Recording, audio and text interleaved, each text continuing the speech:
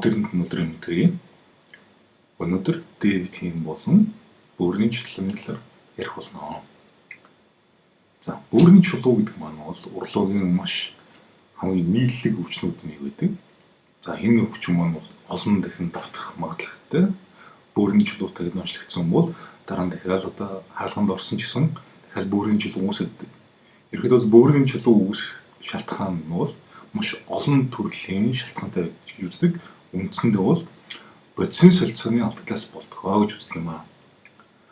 За, тэгэхээр энэ бөөрийн чулуу одоо энэ маш олон төрлийн бөөрийн чулуу болдог. Тэгэхээр бол энэ бөөрийн чулуунууд нь болохоор оксалатын, уратын, фосфатын, гэмтийн олон чулуунууд ирэл байгаад байдаг. Тэгээд тэр маань бол нөгөө чулуу маань ямар бүцтэйгээс хамаардаг. Жишээл кальцийн оксалат буюу кальц болон оксалаттай, шесний хүчилтэй, фосфортой гэх мэтэр ингээд олон чулуунууд байгааддаг. Тэгэхээр тэр болгоноос хамаарат энэ чулуунууд маань шалтгаанууд нь ундаа болдог. Юунаас болж үүссэн бэ гэдэг. За, дээрэс нь энэ одоо доторх эрдсүүд нь бас холимог бас байж болдог. Өөрөлдвөл кальц, урат, фосфор гэдгээс ингээд бүгд холигдсон чулуунууд бас байж болоод байгаа юм аа. Тэгээ хинх нь бол ерөн кальцийн оксалат бол тохиолддог байна. Гэтэл ерөнхийдөө бол энэ кальц гэдэг маань хүний биед яагаад тийм чухал мөртлөө яагаад ингээд биед их хоригдтал байна гэсэн асуулт гарч ирдэг. Уг нь бол энэ кальц бол биед бол маш чухал элементүүд нэг. Цуснах кальцийн хэмжээ жоохон ч гэсэн ерөнхийдөө хэлбэлцэхэд хүний биед элд бензин хүндрэлүүд өвчнөд үүсэдэг. Уг нь бол кальцийн оролцоот орол тархины үйл ажиллагааны үүдэн, булчингийн зүрхний үйл ажиллагааны үүдэн, дотоод шүүрлийн эрхтнүүдийн үйл ажиллагаа, одоо хоол бүсрлэх цамын эрхтнүүдийн үйл ажиллагаа ингээл олон эрхтнүүдийн үйл ажиллагаа маань кальцийн оролцоотой явагддаг байна. Гэтэл ерөнхийдөө нэг кальц маань байхгүй болоод ирэхээр одоо тархины талаас, одоо булчингийн үйл ажиллагааны талаас, зүрхний үйл ажиллагааны талаас, хоол бүсрлэх талаас гэдэг маш олон төрлийн эмгэгүүд үүсдэг байгаа. Уг нь бол энэ кальцийн солилцоо гэдэг маань бол маш нарийн зохицуулалттай байдаг. За, энэ нь болохоор ч юм кальцийн баланс буюу одоо тэнцвэрт байлгдаг байна. За, эсийн гаднах болон эсийн доторх одоо кальцийн хэмжээ зааж нь одоо ерөнхийдөө биднес нөгөө цусны дотор үзэгддэг маань эсийн гаднах кальцийг үздэг байна. Тэгэхээр одоо хүний биед кальцийн өчүүхэн жоохон хэсгийг л үздэг гэсэн үг. Тэгээ хинх нь бол эсийн дотор үздэг. Ерөнхийдөө гол нөөц маань бол ясны дотор үздэг. За, жишээлбэл энэ гол нөөцс маань харж байгаа хэрэгтэй. Одоо өөрөлцөөр бол өдөртөө нэг 500 орчим мг кальц яс руу ороод 500 орчим нь яснаас гарч идэг. За, биднээс одоо өдөртөө 1 грамм орчим ингээд кальц авлаа. 900 орчмоор ингээд биднээс өтгөн шинээр гараа авчихна. Нөгөө хөлц нь бүр өөрөө гараа авчдаг. Ерөнхийдөө ийм доктортой систем bijдэг. Илүүжгүй дутуужгүй маш бага хэмжээгээр хилбэлцэж идэг байна. Тэгэхээр л тэрэн дээр бол нэг хэвийн эрүүл хүмүүс төр бол тэр кальц маань илүүдэд чулуу үсээд байх ерөөсөн ямарч болцоо байх хэсгүй. За, мөн фосфорын хувьд тэр мөн адил. Ерөнхийдөө фосфорын солилцоон дээр мөн адил. Бас л баланс л хэрэгждэг. Одоо жишээл өдөртөө бол ингээд 1400 мг орлоо. Тодорхой хэмжээгээр нь гарлаа. Тодорхой хэмжээгээр нь шээсээр ингээд өтнөр баасар шээсээр нь гараад ингээд баланслал явж идэг. Бас л ямар нэгэн илүүдл ус хэрэгждэг. За, тэгэхээр хүнд бол өдөртөө бол нэг ойролцоогоор 1 грамм орчим кальц бол хэрэгцээтэй. Одоо хоол хүнсээс авчдаг гэж байна. Тэгэхээр биднээс идсэн хоол хүнсээс нь бол нөгөө нарийн гизэн дээр бол кальц маань шимждэг. За, тэгэхээр биднээс авсан тэр кальц маань тодорхой хэмжээгээр бис гадагшлна. Тэгэхээр 80 орчим хүн бол одоо өтгөндөр гадагшлаа авчдаг. За, шээсээр ус нэг үлдсэн хүн гадагшлна. Гэхдээ ерөнхийдөө тэр шээсээр үүссэн кальцийн 98 орчим хувь нь бол бие махбод өөрөөсөө буцаагаад шимэд шүүгээд аваад ашиглаад байдаг. Давтан ашигладаг гэсэн үг. Жохон үлдсэн нь бол гадагшлаад байдаг. Тийм учраас шээсэнд бол тийм хэмжээний ус кальц ус гарч ирдэг. За, энэ биднээсийн хувьд бол энэ кальцийн хэрэглээ гэдэг маань бол бас ч докторгүй байдаг. Биднээсийг ерөөхдөө бол тэр жоохон хүүхдээр бол кальц ерөөдөө хэрэглэх бол шимэн авах чадвар нь маш өндөр. За, хүүл хүүхдэлээ голцоо идэж байгаа хоол нь бол одоо хинсүү байлаа. Гэтэл тэрнээс бол маш хэмжээний кальц авах чадвартай. 60 болон түүнээс дэш хүн кальцийг авах чадвартай байдаг. Эмэгтэй хүмүүс төр бол кальцийн хэрэглээ илүү өндөр болдог. жирэмсэн хөхүүлэх юм бол тэгэхээр учраас кальц авах чадвар нь мэдээж илүү болоод ирнэ. Жирийн хүмүүс 30 орчим хүмүүс гэл. Тэгээд нөгөө настай болоод ирчихмал одоо тэр гидсний үйл ажиллагааны асуудлаас болоод кальц шимэгдэн авах чадвар нь ингээд буураад идэг. За дээрэс нь кальцийн шимэгдэн авах чадварт сөрөөр нөлөөлдөг маш олон хүчин зүйлүүд. Жишээлх юм бол одоо кальц төмөр хоёр маань жол хоорондоо сөргөлдсдөг. Яагаад вэ гэвэл нэг систем ашиглаж хүний биеэр ордог. Тийм учраас төмөртэй хоол идлээ, дээрэс нь кальцтай хоол идлээ гэхэд бол одоо хоёулаа зэрэг орох болцоогүй баг багаар ордог.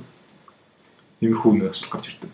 Гэвтэр кальцийн шимэгдэлтэй энэ ус тодорхой хэмжээний өөрөнгөсөн онцлогуд үүждэг. За кальц бол ерөнхийдөө маш хилбэг элементүүд нэг. Хоол хүнсний дээр бол маш хилбэг байдаг. Сүү, цагаан эдэ, дээрэс нь одоо элт бензин, гүнжтийн үүр, мөр, элт бензин шошнууд бүгдээрэнд нь бол кальц байдаг. За биднээс ууж байгаа усны хүртэл кальц үүждэг. За хэрэг кальц хүмүүс ерөөхдөө хэрэгцээтэй байдаг юм бэ гэхээр бол энэ дээр харж байна. Одоо жоохон хүмүүс төр бол 3-аас доош насны хүүхдүүд бол нэг 700 орчим мг. Тэгэл хүүхд мөн ч томроод ирэх юм бол одоо 1000-1300 гэл хөхүүл жирэмсэн байх юм бол одоо бүр 2000 сэрэг болдог. Гэхдээ одоо ч хүүхдүүдэр бол нэмэлтээр кальц авах ерөөхдөө шаардлага байхгүй ч зөвхөн бэлтгэл дээр зүгээр биднээс хоолсон хүнсээс кальц авах ерөөхдөө хангалттай байдаг. Тэгээд унчаар өдөртөө 3 удаа одоо сүм бүтээгдэхүүн цагаан дэвэрлэхэд доторх кальцийг авчдаг гэж үздэг. Эрүүл хүнсэх бол тийм учраас хэрэг өртөл нэмэлтээр кальцийн бэлтгэл бол нэг шаардлага байгаад идэггүй байна. За кальц нь бол нарийн гидсэнд шимэгддэг. Хэрвээ биднээс хоол хүнсэн дотор хэмжээний кальц байх юм бол энэ идэвхгүй хэлбэрээр одоо нэг өтгөн концентрац ихтэй газраас баг концентрац руугаа хүчээд нэг ороод идэг. Хэрвээ нэг хоол хүнсэн дотор маань одоо кальц бага байх юм бол тэрнийг хүчээр одоо цус руу оруулах механизм ажилладаг. За тэр механизмыг бол гол удирддаг зүйл маань бол нөгөө D витамин байна. Тэгэхээр бол энэ нэрч байна. 125 D-гидрокси D3 буюу жинхэнэ нөгөө D даавар маань. За тэгэхээр бол хэрвээ одоо кальцитрол буюу тэр D даавар маань бага байх юм бол биднээс хоол хүнсээс ердөө 10-15% л кальц авна гэж байна. Хэрвээ биднээс нөгөө D витаминтэй хэрэглээ D витамин эсгэж юм бол хоол хүнсээс кальц авах чадвар маань 30%, 40%, 80% гэх мэтээр сайжирдаг. Биднээс D витамин хангалттай байх юм бол хоол хүнсээс биднээс хангалттай кальц авах чадвартай болдог. За тэгэхээр хамгийн гол нь одоо энэ сая анзаарсан багтай 125 D-гидрокси гэдэг хөрвөлбөл нөгөө D витамин гэдэг зүйл маань энэ бол байж гэн. Гэхдээ тэр маань бол бид орсын дараа 25 гидрокси гэдэг нөөц хэлбэр буюу мөн тээврийн хэлбэр рүү шилжих ёстой. Дараа нь бие махбодын хэрэгцээн дээрээс үндэслэгдээд бөөр маань тодорхой хэмжээг даавруулж өгдөг. D даавруулсан тэр маань бол кальцийн солилцоод зохицуулдаг гол үүрэгтэй. Кальц фосфорын зохицуулдаг гол үүрэгтэй. За хүний биед кальцийн түвшин буурлаа гэж үзье. Тэгэх юм бол хоёр механизм ажилладаг. Тэр маань юу вэ гэвэл D витамин болон бамбаан дэргэдэх булчирхай гэдэг. За бамбаан булчирхааны ард талд нь энэ хэдэн булчирхаан үүсдэг. 4 ширхэг эсвэл 6 8 янз бүрийн шигэн мөн үүсдэг. Тэгэхээр энэ маань кальц зохицуулах үүрэгтэй. За цусндах кальцийн хэмжээ бага байлаа. Тэгэнгүүт бамбаан дэргэдэх булчирхай маань кальцийн хэмжээг мэдрээд бамбаан дэргэдэх булчирхай даавар гэм ялгарна. За бамбаан дэргэдэх булчирхай маань нөгөө нөөц хэлбэрийн D витаминыг бөөрөөр дамжуулаад идэвхжүүлээд жинхэнэ D даавар гэж юм бий болгоно. Кальцидол гэдэг юм бий болгоно. За тэгэхээр тэрний ачаар яах вэ гэхээр бол гидсээр кальц ширгэн авах чадварыг нэмэгдүүлнэ. Дээрэс нь бөөрөөр кальц алдахыг зогсооно. Буцан одоо шимэн авах чадварыг нэмэгдүүлнэ. За дээрэс нь кальцийн нөөц болох яснаас кальц аваад ашиглаад эхэлдэг. Тэгэхээр энэ механизм маань бол ер нь бол богинохон хугацаанд ажиллаж байгаа хэрэгтэй. Хүний бие махбод дотор ямар нэгэн үсгэлэн явагдлаа тэр үед одоо нэг онцгой байдал үүсээд нэг тийм протоколууд ажиллаад байдаг. За өссөн үед ийм ажил хийн. Ядарсан үед би юм ход ингэж ажиллах хэрэгтэй. Тэрнтэй адилхан D витамин дутагдaltaй байх юм бол ийм механизмаар хүний бие ажиллах хэрэгтэй гэдэг. Тийм дүрм журм гарч ирдэг. Хамгийн гол нь маань бол богино хугацаагаар ажиллах хэрэгтэй. Хэрвээ энэ маань удаан хугацаагаар ажиллах юм бол энэ маань буцаагаад сөрөг асуудал гарч ирдэг. За тэгэхээр энэ хэмжээний одоо бамбаан дэрдэх булчирхаанаас даавар ялгараад байх юм бол мэдээж яснасаа хэмжээний кальци алдаа салахгүй. Тийм учраас тэрнийг бас буцаагаад зохицуулах хэрэгтэй болдог. Тэгэхээр тэрний одоо ерөөд бол буугалтыг зохицуулдаг зүйл маань юу гэхээр бол нөгөө нэг зурганы хоорондоо дигидрокси буюу нөгөө жинхэнэ D даавар маань бол зохицуулдаг. Хэмжээний D даавар үүсгэх юм бол бамбаан дэрдэх булчирхаан тэр дааврыг бууруулад байдаг. Тэгэхээр бид бас нөгөө шинжилгээнд дээр D витаминыг хүмүүст уулгаад байдаг. Тэгэхээр D витамин маань тухайн хүмүүстээр ажиллаж гинүү гэдгийг биднээс энэ бамбаан дэрдэх булчирхаан даавар буюу PTH-ээр шалгаж байдаг. Тэгэхээр хэрвээ нөгөө үнэ чинь туснах D витаминыг сэдвэ хэрнээ бамбаан дэрдэх булчирхаан маань өндөр хэвээр байх юм бол тэнд нөгөө D витамины одоо дутагдал хэвээр гэж үзсэн. За дээрэс нь цуснах кальц маань нэлээд хэмжээгээр гараад ирэх юм бий болоод ирэх юм бол буцаад нөгөө бамбаан дэрдэх булчирхаагаа үйл ажиллагааг бууруулдаг байна. Ийм хоёр механизмаар эргэх холбоосоор зохицуулдаг байна. За тэр нөгөө D витамин гэдээ багуулаа. Тэнгүүтлээ бамбаан дэрдэх булчирхаан идэвчлээ. Даавар нь их хэмжээгээр ингээд ялгараад тэгээд удаан хугацаагаар бамбаан дэрдэх булчирхаан даавар өндөр байгаад юм бол ямар асуудал үүсдэг юм бэ гэхээр ясыг хариуцсан хоёр эс байдаг. Остеобласт болон остеокласт гэсэн эсүүд. Энэ хоёр маань бол ясыг нэг нь нураагаад нэг нь буцаагаад шинээр үүсгэждэг. Тэр бол тэр нь хуучин яс байх хэрэггүй гэдэг. Тэр хуучирсан юм одоо маань явгууны замыг эвдэрсэн тасалбар төрөнд солиод тэгэл шинийг ингээ хийгээд идэг шиг ингээ тиймэрхүү байн ажил явуулж идэг. Тэгэл нэг нь нураагаад нэг нь засч идэг. Энэ дээр болохоор нөгөө нураад систем идэвчдэг. Тэр остеокласт гэдэг эсүүд маань идэвчээд ясыг тодорхой хэмжээгээр ингээ хайлуулж эхэлдэг. Тэгээд дотроос байсан кальц фосфорыг гадагшлуулж тэгээд цус руу оруулдаг. Хэрвээ энэ процесс маань удаан хугацаагаар явагдах юм бол энэ маань остеопороз буюу нөгөө ясны доторх кальцийн хэмжээ алдагдаад сэргэж үүсгдэг. За энэ процесс маань удаан явах юм бол мэдээж явсаар байгаа ясны хугарал үүсгдэг байна.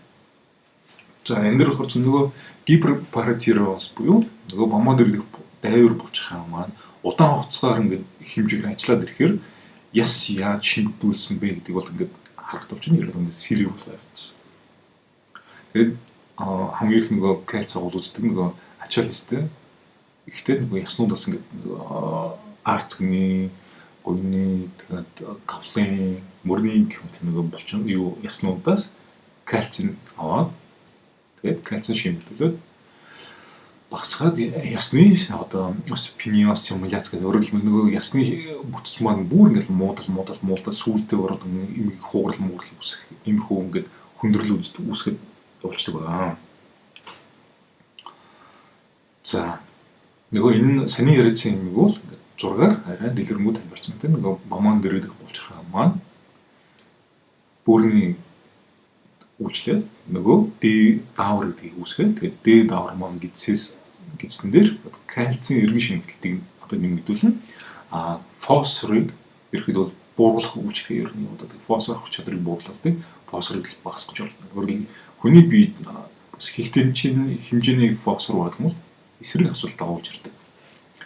За тэгээд ерөөхдөө иймэрхүү зохицуулга явуулдаг. Гэхдээ хамгийн гол нь төрүүлсэн байна. Иймэрхүү механизм маань удаан хугацаагаар ажиллаад байх юм бол буцаад сөрөг асуудал болдог. Жишээлх юм бол одоо төвийн одоо цэглэн эрчимд холбогдсон нэг банк ч юм уу байлаа. Дээрэс нь өөрөө нөөц одоо дизель генератор тавьждаг. Тэгээд хэрвээ нөгөө төвийн цэглэн станц маань ингээд эвдэрчээд тог удаан ирэхгүй байх юм бол нөгөө дизелэрээ л биднээс ингээд тог гаргаад байна. Гэтэл тэр маягаар биднээс удаан явах болцоогүй нөгөө дизелийн маань хэрэглээ маш их хэрэгтэй болно тийм. Замраа өөх одоо бензин шатааж цэглэн үүсгэн зардал амар их болоод ирдэг. Ашиггүй ерөөд хэлбэр байгаа тийм. Тэгээд ерөөд бол одоо энэ PTH дагавар маань хэтэрхий яваад ирэх юм бол буцаагаад бөөрийн үйл ажиллагаан дээр бол сөрөг асуудал байгуулж ирдэг. Бөөр маань өвднө гэсэн үг. За өөрөөр хэлбэл нөгөө бөөрийн чулуун үүсэх механизм маань энэ явж байна. Бөөрийн дотроос нөгөө гадагшлах ёстой байсан кальцин маань ерөөдөө гадагшлаагүй дотор нь чулуу үүсдэг. Тэгээд хүмүүс маань бол D-витамин хэрэглэхээр нэг бөөрийн чулуу үүсдэг гэж хэрэглэн ойлгоддаг. Гэтэл манай маань бол нэгдүгээр эмнэлгийн урологийн эмч буюу бөөрийн бэслийн эмч байсан. Тэгээд намайг жоохон байхад манай гэрт одоо ингээд нэг юм бөөрийн чулуунууд байдаг гэсэн. Нөгөө хагалгаа хийгээд хүмүүсээс авсан чулуунууд ингээд сүвнир болгоно стикийн дотор тавьчихсан. Амарлахын том чулуунууд. Тэгээд тэр үед бол ерөөхдөө ямар ч тэр нөгөө ДМ-ийн талаар ойлгох байгаагүй, ДМ-ийг хинч Монголд уудаггүй байсан. Тэгэхэд л тэр үед аим шиг бөөрийн чулуутай хүмүүс зөндөө байсан байна. Тэгээд тэр үед ерөөдөө бөөрийн D-витамин угааг багт яагаад их бөөрийн чулуутай байсан. Тэгэхээр одоо л D-витамин угаар нь учраас бөөрийн чулуутай болоод байгаа юм л ерөөдөө биш. Энэ бөөрийн чулуу угаасаа л тэр үед байжсан. Сүүлд D-витамин угаад нэмэгдээд байгаа юм ерөөсөө биш. Тэгээ нөгөө бөөрийн чулуу үүсгэх гэх юм бол тэгээд явандаа нөгөө бөөрийн архаг өвчнүүд үүсгэж байдаг. Бөөр маань химэлж чадхаар болоод хэмжээгээр ингээд орж байгаа жижигрээд ерхэл нөгөө бөөрийн дутагдал гэдэг асуудал үүсдэг. Тэгээд бөөрийн энэ архаг өвчнүүд үүсгдэг одоо шалтгаан дотор болох юм бол нөгөө артерийн даралтын хэсэг, чихрийн шидчин одоо нөгөө хүмүүс монголчууд маш их болсон. Дээрс нь одоо удамшлын асуудлууд дээрс нь харгал болдог. Нөгөө тамхи тасдаг асуудал дээрс нь 50-с дээш насны асуудал. Тэгэхээр одоо энэ илүүдэлжин болон одоо нас иймэрхүү одоо чихрийн шижин бичинд харгалт маргалт эдгээр маань бол бөөрөнд хамгийн халтай. Нөгөө бөөрийн чулуу үүсгдэг, бөөрийн үйл ажиллагааг алдагдуулдаг, бөөрийн өрсөлдөг гол хүчин зүйлс нь байна. Гэж нөгөө юунууд маань бол биш. Энэ дэр би нэг слайд оруулах марцсан байна. Тэгэхээр тэрэн дээр юу гэхээр бол бас нэг эмнүүдийн талаар оруулах гэсэн. Өөрөлд ямар эмнүүд бөөрийн чулуу үүсгэдэг гэдээ бас нэг слайд оруулах гэсэн марцсан байна. Тэгэхээр зарим төрлийн эмнүүдийг удаан хугацаагаар хэвлэх юм бол тэр маань өөрөө бас бөөрийн чулуу үүсгэдэг. Дээрэс нь бөөрийн чулуу үүсэх нөхцөлийг бас бүрдүүлээд идэг тиймэрхүү зүйлс байна. Тэрэн дотор чинь нөгөө C-витамин хүртэл ороод ирсэн байдаг. Антибиотикууд ороод ирсэн байдаг. Одоо шээс өдөг юмнууд ч гэсэн ороод ирсэн байдаг. За тэгэхээр нөгөө хамгийн гол нь түрүүчийн слайдн дээрээс харсан байх. Тийм. Нөгөө бие дотор байсан фосфорыг хамаагүй их үүсгэж болохгүй. Тэгээд тэрнийг ерөнхийдөө гадагшлахгүй шаардлагатай. Тэгээд хэрвээ фосфорын ингээд тэнцвэртэй байдал алдагдах юм бол ямархуу асуудал үүсдэг вэ гэхээр гиперфосфатемийн буюу цуснд дах фосфорын хэмжлийг ихсээд байдаг. Тэгээд тэр маань зүрх судас гэмтэг байдаг. За дээрэс нь нөгөө ясны чимэгдүүлдэг, яс одоо сэргжүүлэх хүчин зүйлс идэвхжүүлждэг. D-витаминыг бууруулад идэг. Нөгөө бамбан дээр дэх булчирхай юу гэдэг идэвхжүүлдэг. Тэгээд тэр маань бол ингээд маш олон одоо өвчнүүдийг бол энэ дээр үүсгэж явцсан байгаа. Тэгэл нөгөө алдартай зүрх судасны өвчин тэр бүх юмуд маань фосфор хэтэрхий ихснээс болоод үүсдэг. За харамсалтай нь бол энэ дээр бас нэг зураг энэ нөгөө хар өнгөтэй ундаа гэж санаж байгаатай нөгөө колон байгаа. Тэр колон доторх юм бол нэг ортофосфорын хүчил гэдэг өөрөлдөө маш хэмжээний колон уугдах юм бол нөгөө фосфорын хүчил биндгсээд бас ексэмийн асуудал үүсэх болцоотой байдаг. Дээрс нь нэмэрхүү ундаанууд маань өөртөө асар хэмжээний сахар агуулсан байдаг. Сахар маань чихрэлтэй болгон дээрээс нь харгалуулна. Тэгээ буцаал нөгөө бөөрийн үйл ажиллагаа муудах бас нэг гол хүчин зүйл болдог. За тэгэхээр нөгөө хэрүү хүний биедэн доторх нөгөө кальц фосфорын тэнцвэрт байдал алдагдаад ирэх юм бол ямар асуудал үүсдэг юм бэ гэвэл хэрвээ энэ дэр зураг гаргаад ирсэн байна.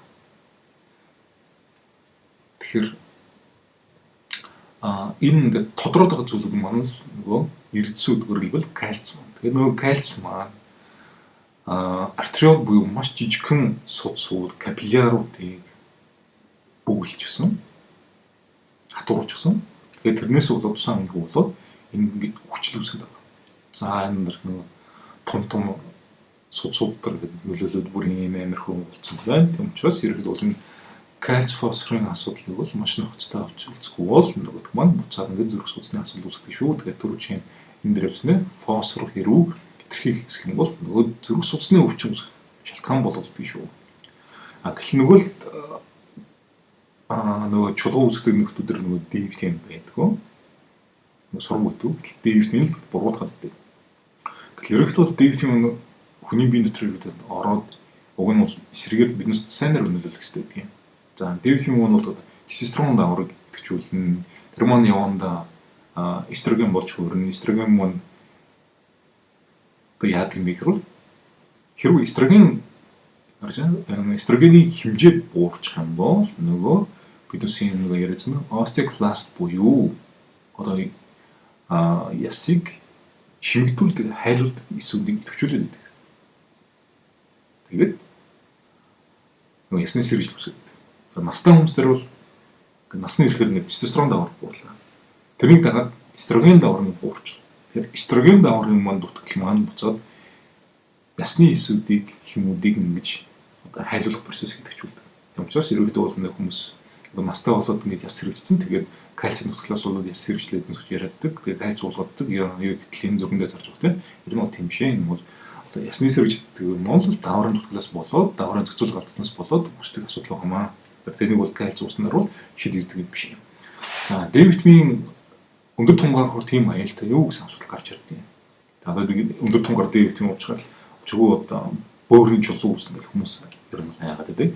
За тэгэхээр ерөнхийдөө бол энэ судалгаан дээр бол энэ Бразилийн эрдэмтдүүд маань эмчнэр маань одоо Vitiligo Psoriasis комитийн арчнуудыг эмчлэхийн тулд өндөр тунтай D витаминыг ингээл ашигласан байгаагаа судалгаа бичсэн байна. Тэгээд хамгийн гол нь одоо тэр 35 мянган нэгжтэй буюу одоо манайхаар бол бүр замбраагүй аим шин тунгаар ингээд хүмүүс тэр уулгацсан. Тэгээд 6 сарын турш уулгачаад буцаад нөгөөс нөгөө D витамины шалгасан байл та. Энэ хүмүүс бол орчмол нэг 15 та байсан D витамин байна. Энийх 106 дээр байсан байна. За энэ групп дээр нэг Vitiligo буюу арьс захаасдаг хүчнтэй хүмүүс тэр одоо дунджаар нэг 18 тавьсан бол 132-ийн суулгад ихссэн байна. Тэгээд нөгөө кальцийн шалгасан байна л да. За тэгэхээр ч нөгөө Монгол байгаа онлоор уулгах юм бол D витамин гэрлэнгүүл замбраагүй кальц үүсгэдэг гэтэл нөгөө кальц нь орчих юм бол энэ дэр хэвийн бод. Цус дотроо бол нөгөө кальц нь хэвийн боддог. Яг ч юм ихсэв нормдол үжлээ.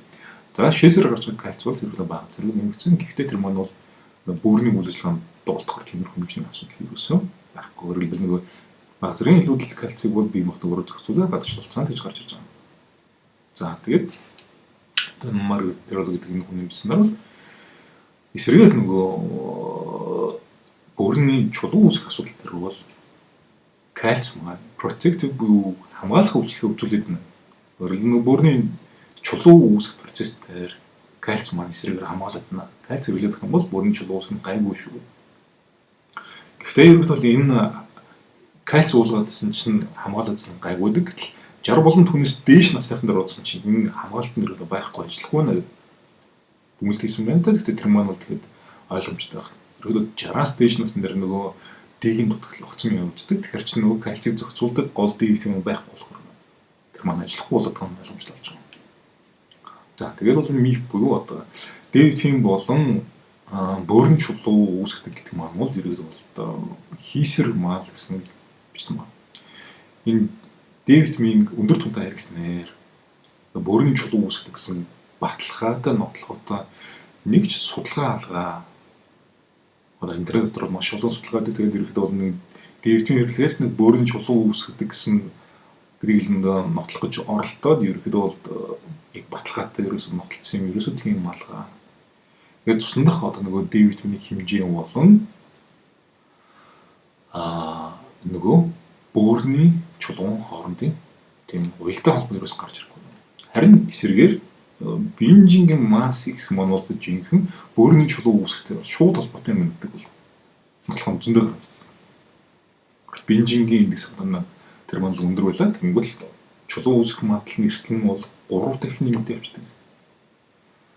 За тэгэхээр нөгөө бинжингийн индекс таргалт гэдэг нь нөгөө метаболик синдром бодисын солилцооны хамт шимжиг гэдэг юм яригдж байгаа. Тэгэхээр obesity гэсэн байна. За энэ маань юу гэхээр diabetes буюу чихрийн шижин. Тэгээд obesity юм уу таргалт. Тэгвэл таргалт чихрийн шижин гэдэг юмд хамралт нийлүүлээд diabetes болгоцсон байна. Тэгээд тэр маань бол цаашдаа ямар хүндрэл үүсгэх юм. Тэгээд энэ зүрх судасны өвчин, хавдар, төрөвчн хорууд хумрал, Альцгеймерийн өвчин, тэгээд бөөрийн чулуу үүсгдэг. Бөөрийн чулуу үүсгдэг шалтгаан хүчин зүйл нь бол өөр юм яригддаг. Тэгээ бенжийн индекс болон нөгөө бүрийн чулуу үүсэх эрсдэл хоёр маань бол энэ диаграмм зур дээр гаргацсан. Нөгөө бенжийн индекс маань гээд ихсээд ирэхээр чулуу үүсэх эрсдэл ингээд дагаар нэмэгдээд идэх юм байна гэдэг. Энэ бол харин жинхэнэ маш олон судалгаагаар нь батлагдсан гэж байна. За таргалт маань ерөнхийдөө бол Дэвид Хэмд яаж бол тийм бэ гэхээр бол за дарган хүн маань ингээд нарны гараад ингээд бие шалгаа. Гэтэл ерөнхийдөө бол нөгөө арьс дотор маань Дэвидмийн үүсэх процесс маань буурчдаг юм байна дарган хүмүүс төр. За дээрэс нь нөгөө үүсэн Дэвид Хэм маань нөгөө илэрхтнүүдээр биш үүхэнд ингээд хоригдчихдаг. Тэр тарган хүмүүс төр ч юм бол нөгөө би Дэвид Хэм маань зүгээр л үүхэнд нь шингээд үүртэн л очдөг гэсэн. За тэгээд нөгөө илэг маань одоо Дэвид Хэмийн нөөц гэдэг юм үүсгдэг гэдэг юм яаж аа гэтэл ерөөдөө бол нөгөө таргалцсан өөхөлдсөн илэг маань бол тийм ажил хийж чаддаг. Тэгээд Дэвид Хэм бууралдаг. Харин Дэвид Хэм буурахаар тэр нь буцаад инсулин дүүжрэл бүр инсулин гэдэг даваар ажиллуулахаа болоод ирдэг. Биеийн даваар гэдэг үйл ажиллагааг алдагдуулдаг. Уулмаар булчингийн масс багасгаад өөхний масс ихсээд идэг. Тэгээд таргалтан гэдэг ерөөхдөө ийм нэг тийм хэлхийн тоглож байдаг гэсэн үг. Төрийн тойрогт тоглож байдаг. За нөгөө таргаллаа тэнгуэл энэ харж байна. Таргалт буюу бодисон солилцооны асуудал маань одоо бүрийн чулуу үүсгэх хэрэгээр яаж нөлөөлдөг юм бэ гэсэн байна. Тэгэхээр нөгөө хүний биеийн дохор оксалатын хэмжээг нэмэгдүүлдэг, нөгөө оксалатын чулуу гэдгийг хэлсэн ба тийм оксалатыг нэмэгдүүлдэг, шээсний хүчлийг нэмэгдүүлдэг, шээсний pH-ийг бууруулдаг. Өөрөлд шээс маань илүү хүчлэг болгодог гэсэн үг. Тэгэхээр энэ маань бол дунд нь нөгөө гиперинсулин юм буюу нөгөө инсулин давар маань хит хэсэг инсулин давар ажиллагаагүй болох маань иймэрхүү асуудалд хүргээд идэв юм байна. За тэгээд энэ бөөрийн чулуу үүсэх асуудал дээр нөлөөдөг хамгийн чухал хүчин зүйл маань бол энэ шээсний pH юм байна гэсэн асуудал үүсдэг. Одоо бид хүн бол ингээд шээсний шинэлгээ өгөхөөр шээсний шинэлгээний дотор заавалжгүй pH-ийг шалгах хэрэгтэй. Тэр маань хүчлэг үү, сул хүчлэг үү, эсвэл сармаг үү, шүтлэг үүдийн заавалгүй тодорхойлох хэрэгтэй.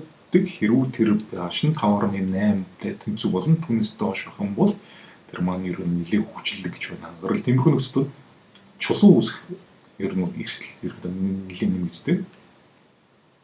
За хүчлэг шээсэн дотор бол одоо нөгөө элдв бензин шээсний хүчлэг маань уусдаггүй. За элдв бензин нөгөө хамгаалалтын системүүд нэргээд ажиллагаагүй болчихдгоо гэсэн байна. За энэ дэр бол нөгөө түрүүний таргалт гэдэг маань бол яванда одоо бүрийн чулуу үүсгэх нөлөөлдөг гэдэг бол түрүү ярьжсэн. Гэтэл ерөнхийдөө бол таргалт болон тестостерон давар хоорондоо ерөнхийдөө ямар уялдаатай гэдэг юм бэ гэдэг судалсан нэг юм томхон судалгаа байдаг.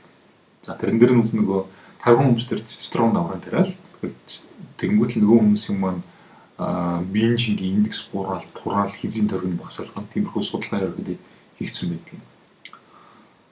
За гэтэл энэ дээр нь ямар давхраас шалгаад үзсэн бэ? За нөгөө бенжингийн индекс маань ерөнхийдөө ийм байсан. 35 байсан. Тэгээд ерөнхийдөө 2-7 хоногийн эмчилгээ хийсний дараа бол нөгөө хүмүүс бенжингийн индекс маань тодорхой хэмжээр ингээд буурч байна. Бүслийн тойрог маань ингээд 120 мөр байсан.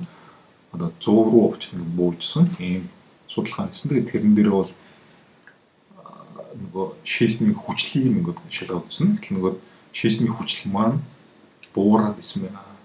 Нөгөө хүмүүс тестостероны даврын хэмжээ нэмэгдээл тураалах тусмаа нөгөө шээсний хүчлийн хэмжээ буураадаг. Нөгөө шээсний маань pH маань 5.4 мөрөг нэлээд хүчлэг байснаа явандаа 6 мөрөн болоод энэ сул хүчлэг рүү явдаг гэсэн. Өөрөлдвөл нөгөө сайнаар нөлөөлж байгаа гэсэн. Тэр чинь нөгөө бүрийн чулуу үүсгэх эрсдэл нь буураад ирж байгаа. За нөгөө чулуунууд маань бол одоо оксалатын, уратын ингээл ерөөдөө бол иймэрхүү чулуунууд байдаг гэсэн байна. Тэгэхээр иймэрхүү чулуу үүсэх ерөөдөө бол үндсэн одоо хүчин зүйлсүүдийг энэ дэр гэсэн байна л да. Энэ дэр гиперурикеми гэдэг маань бол нөгөө цуснд дах шээсний хүчил өндөр гардаг юм бол чулуу үүсдэг. Гиперурикоз үрий буюу одоо шээсний доторх энэ цусны дотроос энэ шээсний доторх шээсний хүчил маань өндөр гардаг юм бол нөгөө шээсний маань pH нь бага байх юм. Өөрөлд нь маш хүчлэг байх юм гэсэн. Тэгээд цусны дах энэ шээсэн дэх кальц маань маш өндөр гардаг юм. Тэгээд дээрэс нь нөгөө оксалат өндөр гараад магний өвтгөл байх юм бол Монгол бөөрийн чулуу үүсгэх гол шалтгаанууд нэг болдог.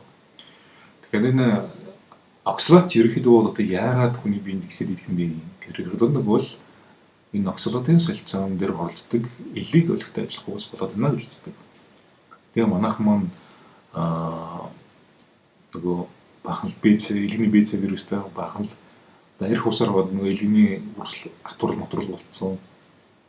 Тиймэрхүү одоо элэг өөхөлдсөн гэж сах юм бол тэр маань буцаад энэ асуудал үүсгэж байна. За дээрэс нь гидснээр хэмжээний оксалат шимэгдээд байгаа. Ер нь бол хүнсэн дотор оксалатууд байждаг. Гэхдээ хамгийн гол нь тэр маань хийхтэй хэмжээгээр биеинд орж ирэхгүй байх хэрэгтэй. Гэтэл хит хэмжээгээр биеинд оксалат орж ирэхэд юу нөлөөлдөг юм бэ гэхээр энэ дээр гшээч гэдэг маань юу гэвэл одоо цорхон гидс гэж нэрлэдэг юм да. Ликегат гэдэг юм. Гидсний үйл ажиллагаа алдагдсан байдаг. Гидс маань үргэлжлэлтэй одоо ашигтай ангууд нь байхгүй болсон. Хэвийн үйл ажиллагаа явуулах чадваргүй болсон. Тэгэхээр нөгөө хоол хүнс дотроо хэрэггүй бодисуудыг оруулахгүй баасаар гадагшлуулах хэрэгтэй. Хэрэггүй бодисуудыг бие рүү оруулдаг тийм үзэгдлийг бол хэмж нэрлэдэг. Тэгээд за дээрэс нь энэ нөгөө турхчаа хүмүүс маань ингээд хийдэг хаалгааг оруулсан. За тарган хүмүүс маань ингээд турхын тулд ходоо тарих, ходоо дотор болон хэмэх тийм янз бүрийн хаалгануудыг тэр маань гэж нөлөөлдөг. Дээрэс нь хоолтой жилийн дутагдал гэл ерөөд бол тийм их маш олон хүчин зүйлсүүд маань нөлөөлдгөө гаргасан байна. За тэгэхээр бол одоо энэ бөөрийн чулуу үүсгэхээс одоо ерөөд яаж сэргийлэх вэ гэдэг. За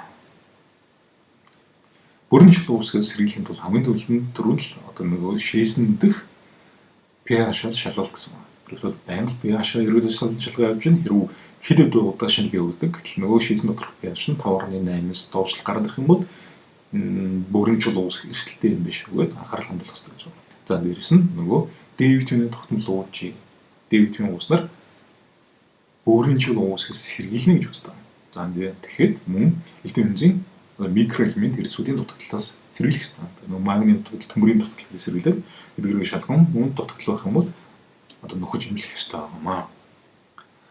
За имжлэхэн дээр бол хангалттай шингэн ууж харамстай манхан ерөөд бол нөгөө байнга уудгүй шингэн уудгүй асуудал ерөөд бол яригддаг. Тэгэхээр тийм учраас шингэн ууж сурах хэрэгтэй. Гэхдээ хамгийн гол нөгөө ууж байгаа шингэн маань pH нь 7.5 болсон түнс дэш буюу одоо шүлтлэг байх хэрэгтэй гэсэн үг. Тэр нөгөө хүмүүс мэднэ. Тэр нөгөө хүмүүс ч ууж байгаа усаа шүлтлэг болгох тул дээрээс нь ч бол нэмэг хэдэмс хийдэг. За дээрээс нь сүүлийн тусныг шүлтлэг усууд бас гараад ирсэн мөн тэ экосмекс гэх тиймэрхүү усуудыг ерөөдөө ууж ерөөдөө бие ханаа шүлтлэг болгочихъя гэсэн үг. За тэгээд ерөөдөө бөөрийн чулуу үүсэх процесс дээр бол D витамины хамааралтай гэсэн ерөөдөө тиймэрхүү судалгаанууд байсан. Дээр үед хийгдчихсэн чанаргүй судалгаанууд байсан. Тэгээд ганц хоёрхан тиймэрхүү судалгаанууд байсан байна. Тэр маань ерөөдөө бол яачих бас яг ном журмаар нь хийгдэг. Тэгэхээр энэ дээрүүд хийгдэж судалгаанууд маань ерөөдөө тодорхой хэмжээний одоо буруу дүгнэлттэй шинжилгээ юу судалгаанууд ерөөдөө нэлээд байдаг. Харамсалтай нь тэрний одоо дүгнэлтүүд нь эмчнэрийн маань сургалт нарыг ороод ирсэн. Тэр маань лав суучдаг. Жишээлх юм бол одоо хагас 1940 онд үзсэн тэр тестостерон даврын нэг эмчилгээнд дээр хүн дээр одоо түрүү чанхар тодор өвчлээ гэсэн судалгаа байсан. Тэгээ 3 хүн дээр хийсэн. Тэгээ нэг нэр нь үүссэн гэж байна. Тэнгүүл тэрнийг улс мундаг шинжилгээ судалгаа боллоо гэж номерын шинжилгээ үзсэн. Гэхдээ дараа энэ 60 марган жил 70 жилийн турш нөгөөдх нь буцаа шалгалт үзэх ямар ч тийм гарч ирээгүй. Үнэхээр тэгж нэг үдэн нотлохгүй чадаагүй эсвэл гэтэл нөгөө элдв хэмжээний ном сурагчид дээр нь л тэгэл нөгөө тестостерон давар тарих юм бол одоо түрүү чанхар тодор үүсдэг гэдэг юм гээл бичгтэл татгатаад идэг нэг амны яриа олцсон. Одоо жишээлх юм бол одоо нэг дэгэм одоо илүүдл маань дэгэм нутглаас илүү аюултай гэж нэг тийм нэг майны үг шиг ямар ч юм утгагүй ингээл хүний хамаас хамт дэмжээ явааддаг. Ерөөдөө тэрнтэй л адилхан. Тэрний талаар нөгөө яриад байгаа хүмүүс нөгөө уншаачгүй судлаачгүй бүр ярьж байгаа юм ч мэдэхгүй тэгэл нэг л дэгэм нутгал гэдэг маань ихээс илүү аюул дэгтгэн багтгаас илүү аюултай гээл хүмүүс бол тавтаал ээждэг. Мань мэднэ хүмүүс. Гэтэл бол одоо энэ миний онлайн лекцийг уншсан Эмч маань өөрийнх нь шинжилгээний хариу гарч байна л та. Тэгэхээр энэ эмч маань харж байгаа. За өөрийнх нь шинжилгээний хариу дээр бол D витамины түвшин бол ийм байгаад гаргаж ирсэн байна. Гэтэл ерөнхийдөө Монголд нэг ийм шинжилгээ түн харах юм бол нэг бол лаборатори бол эмчнэр маань мууж ирж чаддаг. За энэ үйлчлэн зүгээр хэрхэн татах нь л гэдэг. За бараг л нөгөө хоёр бүр нь хоёулаа чулуу уучлаа гэл. Гэтэл бол нөгөө эмчнэр маань өөрсдийнх нь D витамины ийм хэмжээнүүдийг бичгсэн өөрийнхөө цуснахтыг хэмжээг иймэрхүү хэмжээнд барьдаг байгаа. За тэгээд өнөөдрийн лекцийг сонирхсон та бүхэндээ баярлалаа.